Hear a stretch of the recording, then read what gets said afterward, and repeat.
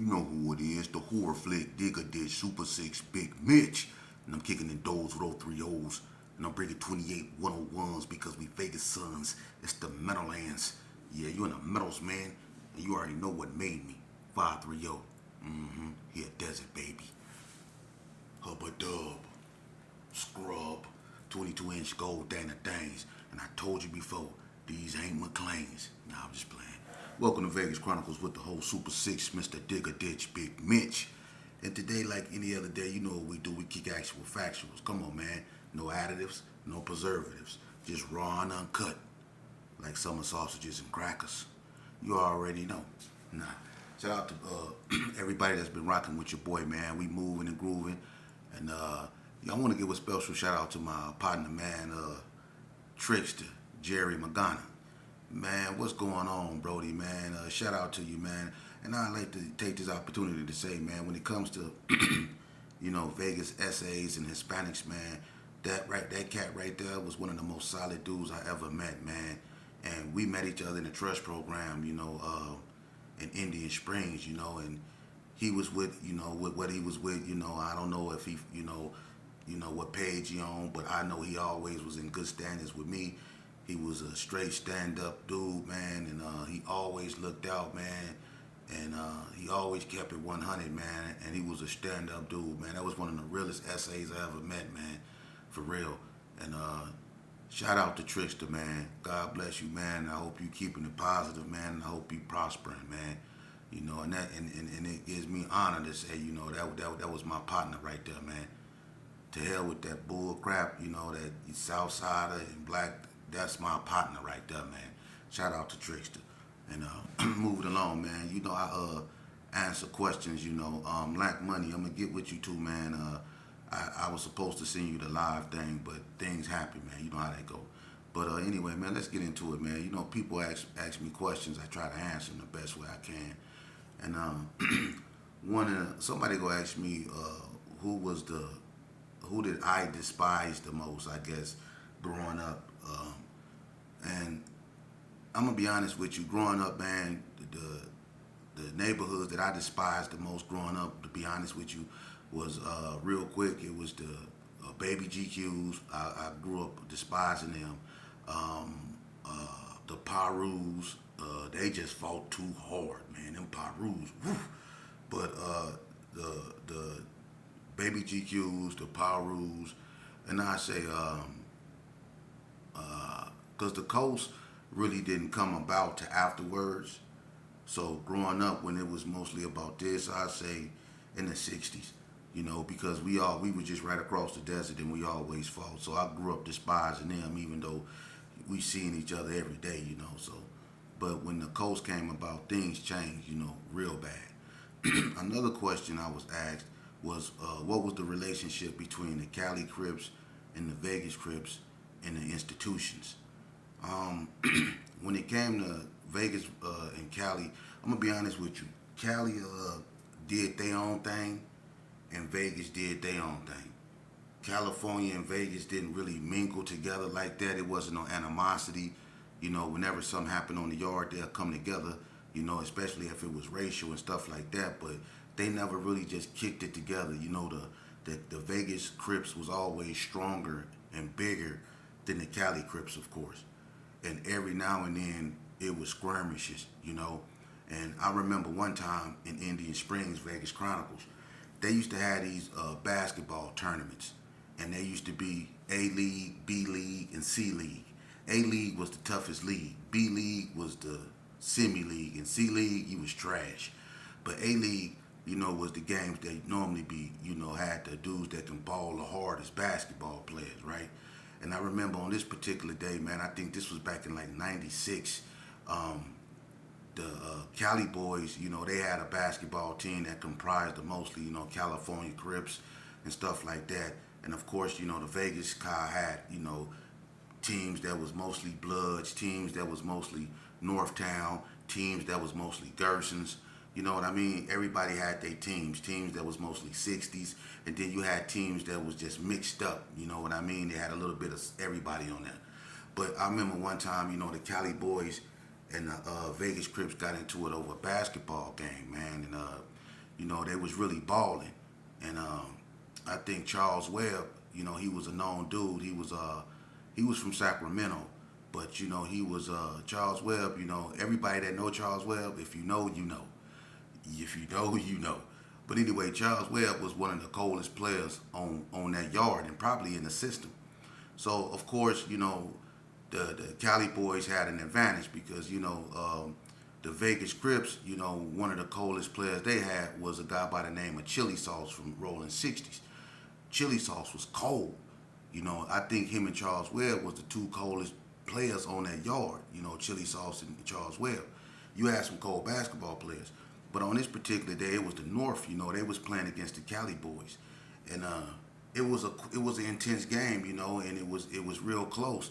And Charles Webb was hitting threes from half court. This dude was tough, man. And I guess at the end of the game, it was a bad call. And one of the Cali boys fouled one of the cats from the North. And it was a little scuffle on the basketball court, and people thought it would just go be just a little scuffle. But people be betting on them games, man. That's what people didn't understand, and it was a lot of money being bet on that game. And what ended up happening was, they felt the North felt that the Cali boys cheated, and it went from we ain't paying, into back and forth. And I stayed in Unit 4, and down there in Unit 4, it was a gang of Northtown dudes, P-Rock, and there was a few Northtown Tater Chips, D-Grease, Lil Fade. It was a gang of dudes from the North, that stayed down there in Unit 4. And it was a gang of dudes from California that stayed down there, Slowpoke, Maceo, Woody, Lil Man from East Coast, Vamp from Sintown, Trey 57. It was a bunch of dudes from Cali stayed down there. So what ended up happening is it spilled over from the gym to the yard. And so the Cali boys grouped up, the North grouped up. Now this is when the whole North was consolidated before inner strife happened. And what ended up happening is, the North basically took it to the Cali boys on the side of Unit 4 to see what was happening, is we go squash this or what's go crack, and that was like one of the first times, we sat back and really watched, some serious Crip on Crip, aggression. And I'm gonna say this here, it was word said, and Woody from Sintown, Trey 57, he got knocked out. One of the dudes from Northtown knocked out Woody from Sintown, Trey 57. And so it was some fighting up over there. Of course, the police come running out the unit, everybody dispersed. So when they lock the yard down, what they do is they let everybody out on the tier before they go to trial, right? And so they let everybody out. The Cali boys mad that Woody got knocked out, so it jumped in Unit 4, and I'm going to just say this here, and I'm not being biased. It didn't have nothing to do with me. I was on the outside looking in. The North smashed them Cali boys, man. And it ain't to be disrespectful. I'm not trying to be disrespectful. It happened. But the North smashed them Cali boys, man. For real. And then after they smashed the Cali boys in the unit, right, they did them so bad, they grouped up on the yard and they was finna just take it to the Cali boys, but somehow, it was some, intermingling. People spoke and talked, and it didn't jump all the way. But the ones in Unit 4, they got smashed. And then like 2-3 days later, right, this is what I'm finna show you. Because a lot of people think Vegas is weak and our prison system is weak, and it's not. Like 2-3 days later, it was this cat named Ace. He was from Pomona too. And Ace was having it. Ace used to be with this cat named Terry, right? And Terry used to be Ace flunky. He did what Ace said. They had a CO bringing him in the sack, right? His name was Big Will. It ain't no secrets because Big Will got popped. You know what I mean? He used to bring the sack in a big gulp drink thing. Remember them big gulp drinks? He used to have a big gulp full of bud and all kind of stuff, and he'd walk there right on in the prison, right? So he was getting that to Ace them. That's how they was getting their sack in. Well, the North was extorting Ace.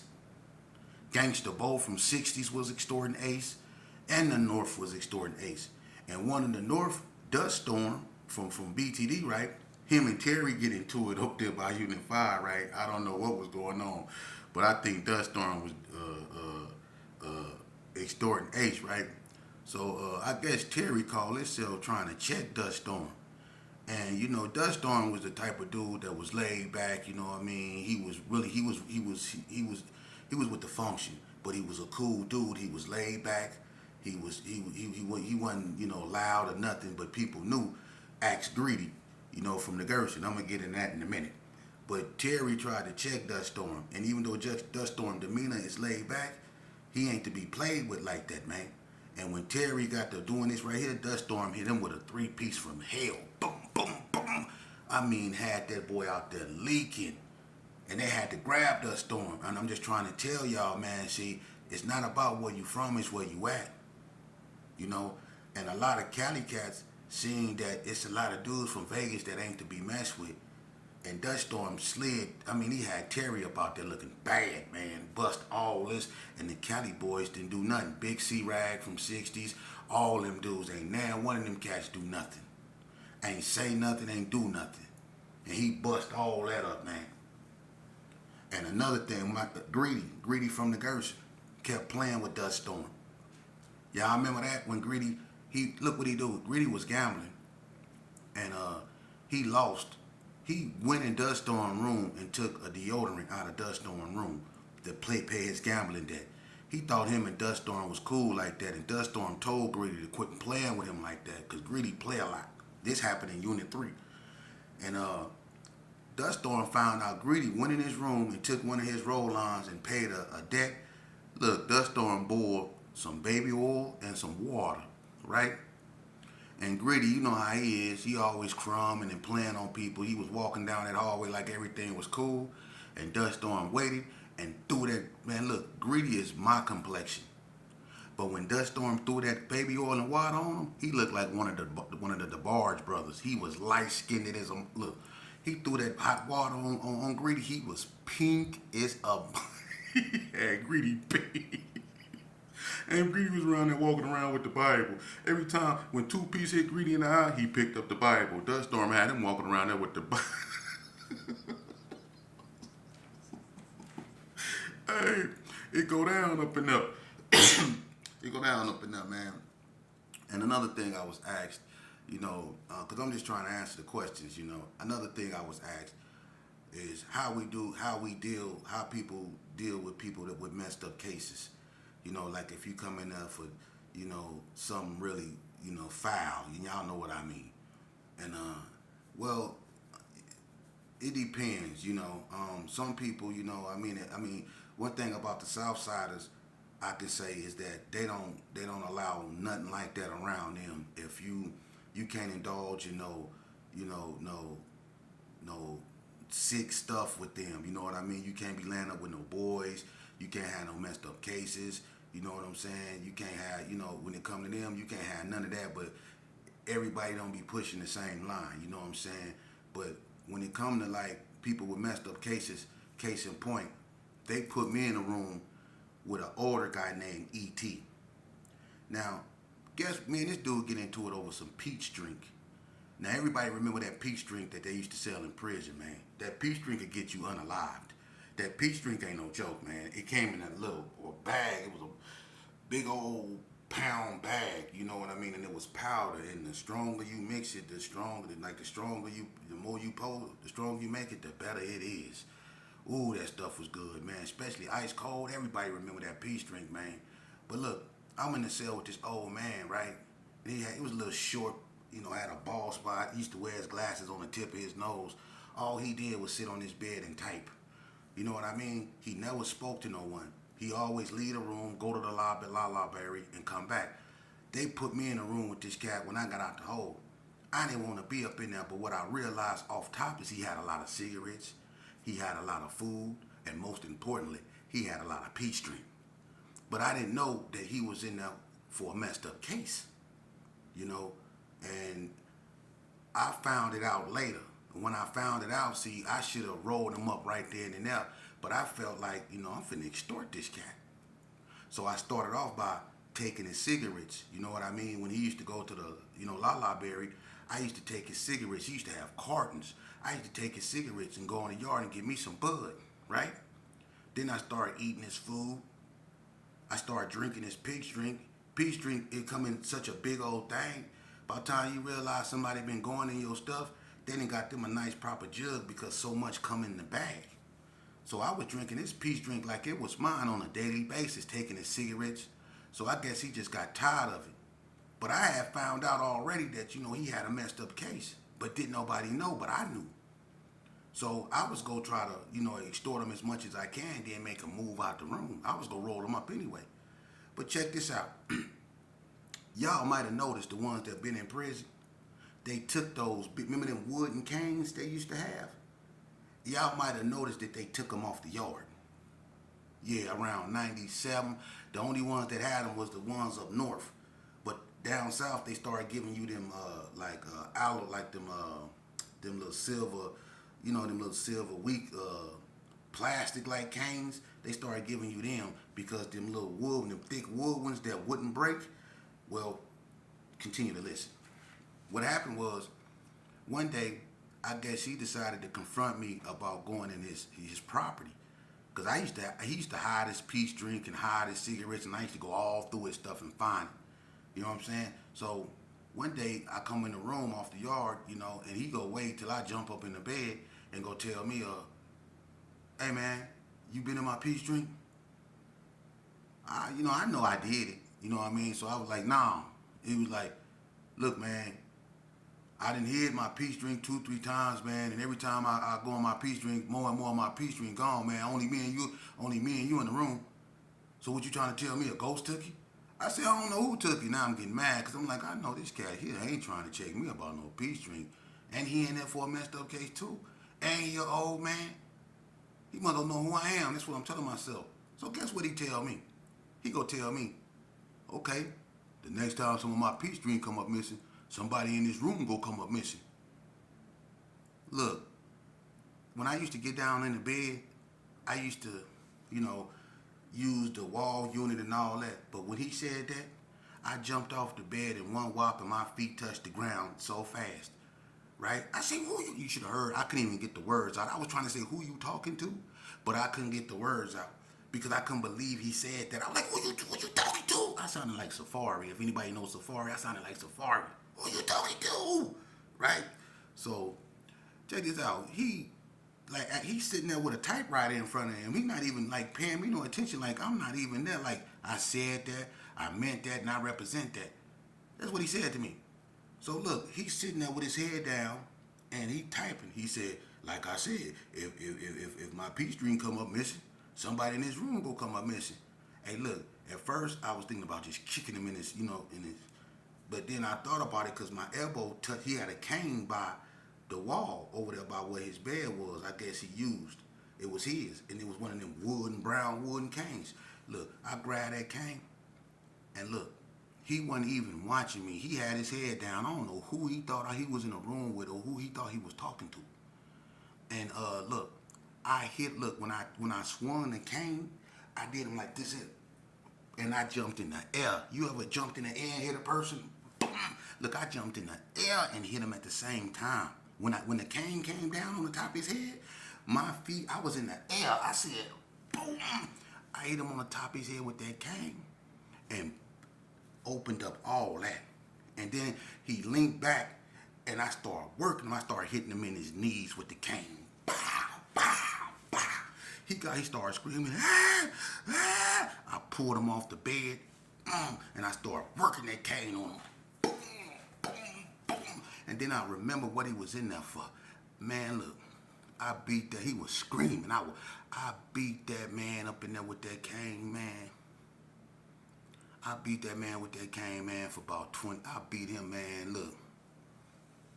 Look. When they came up in there, that whole room was burgundy. I beat that man with that cane, and they took them canes for that. They put me so far up in the hole, and they kept trying to send me to Ely, right? And they couldn't send me to Ely because I had a medical restraint on me. They kept bringing me the classification saying, why is he still here? We keep sending them to Ely and they keep denying his transfer. And they found out I had a medical restraint on me because of my eye situation, so they couldn't send me nowhere, and they just had to give me a gang of time in Indian Springs Hole. You see, but that's when I start to realize that the stuff that I was doing, because I really could have unalived that man in that room, man, and I didn't care. It was over some peace drink, man. You know what I mean? Some peace drink, man. But I ain't gonna lie. And then when we beat the brakes off, I still took his peace drink. He ain't leave the room. He ain't go to the infirmary with that. I went to the hole with that. I'm keeping it 100.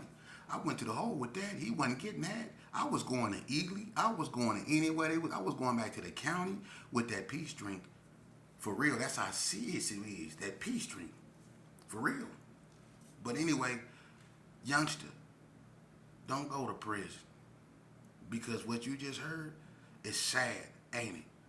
I almost unalived the man over some peace drink, man. But that's how serious it be up in them systems, man. And I don't recommend it. I recommend you go to school. I recommend you do the right things, man. I'm gonna tell y'all something.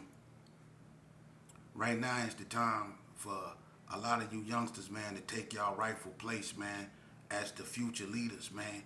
But a lot of y'all, man, you're not ready, and it's our job to get out here, man, and prep y'all, man, because y'all are the future, man.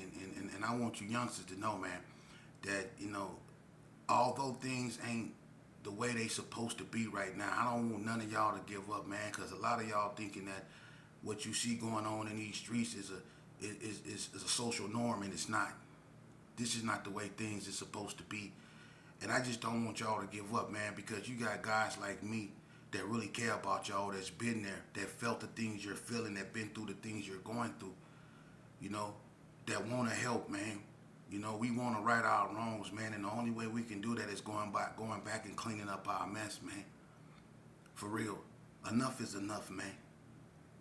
The real gangsters out there, the true hard, tough dudes, is the ones that wake up every morning and put their pants on one leg at a time, man, and lace their boots up to go out there and put in that real work for their families.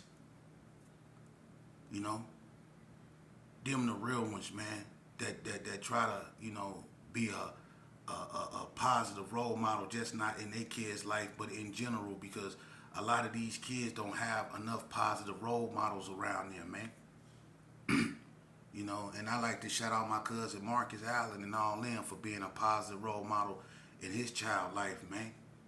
I love it when kids just doing the right things, man, because when I grew up, when I looked around, all I seen was a bunch of carnage, a bunch of fighting, a bunch of this and a bunch of that, man. To have youngsters out here, man, actually given a chance to allow their minds to develop and go to school and have a decent life, man. I think that they're worthy of that, man. And I think that we need to pave the way for that, man, because we led them down the wrong path, man. A lot of them is taking the only lane they believe is out there for them. And they need to know it's not. They have choices in life, man.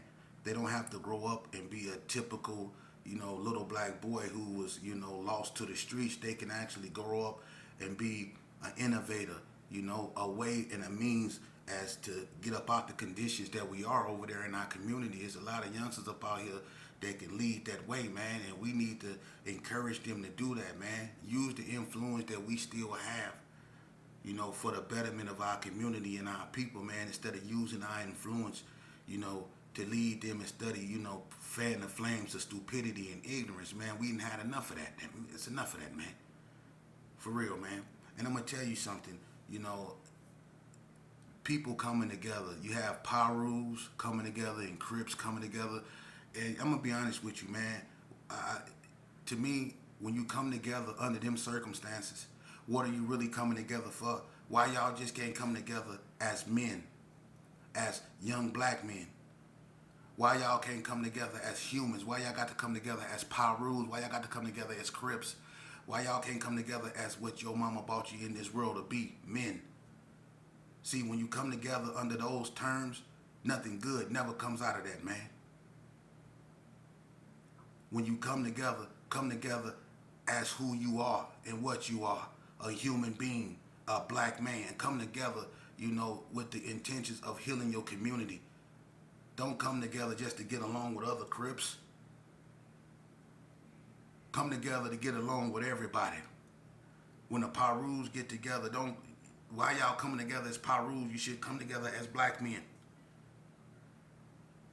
Because when the Pirus come together and be like, okay, we gonna get along with each other, well, sometimes the Crips go think they coming together to crush them, and now the Crips go want to come together and they go against the Pirus. You know how that stuff works. That's why people need to stop that. Take them rags off, man. Take them labels off. Come as you are. Black men. Imperfect creatures. Come as you are. Show them youngsters how it's supposed to really be done. For real, man. Y'all need to cut that nonsense out, man. That's why nothing never happens. That's why there will be no peace. Because y'all want to come together as Crips and y'all want to come together as Bloods. Come together as brothers.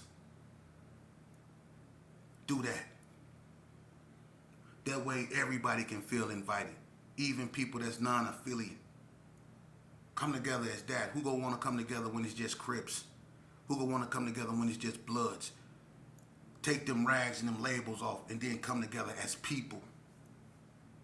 And talk to one another as peoples. The Crips shouldn't talk to the Pirus as Crips, and the Pirus shouldn't talk to the Crips as Pirus. They should be talking to each other as people, as young black men who's trying to find a solution to the problem that's been plaguing our communities for decades. That's what you should come together for. And that's just my humble opinion. For real. Because when a lot of people come together, man,